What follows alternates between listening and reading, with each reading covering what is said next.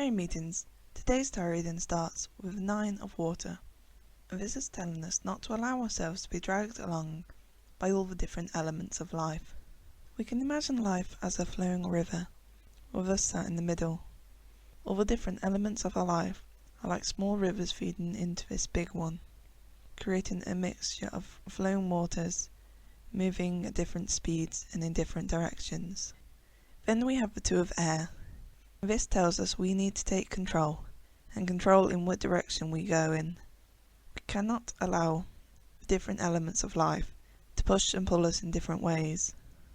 Now there is going to be help for us to take control, and also help to help us decide on which direction to go, but in the end the choice is ours. Then we have the Maiden of Earth, and she is telling us there is plenty of things in life that we can enjoy, and we can take the time to enjoy them.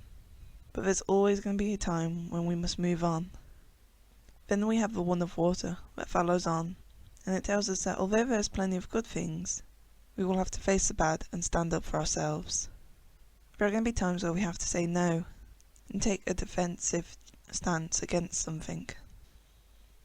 Then we have the Leafer card. This tells us that we need to understand and accept the power we have, but also understand and accept external powers that influence our life as well. Then we have the Elemental of Earth. This is telling us that sometimes we need to take a step back and rest, give ourselves time to heal and regain our energy. The Path card follows this on by saying sometimes we have to walk away from situations. We can't allow bad situations to bring negativity into our lives. Sometimes we need to just turn around and walk away.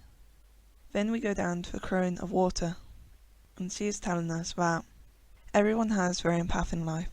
Ours is separate to everyone else's, and though paths do cross and sometimes run along each other, there may always be a time where the 2 paths separate again. Trying to fight that separation and get back to the other person's path will only delay us following our own. When we learn to accept that our life is our own and others are their own, we may find it easier to move on. So this reading is just some general advice, how to deal with changes in our life. We can't let all the different elements of life drag us in the way that we don't want to go. We have the power to make choices, and we have to accept that other people are going to go down their own path.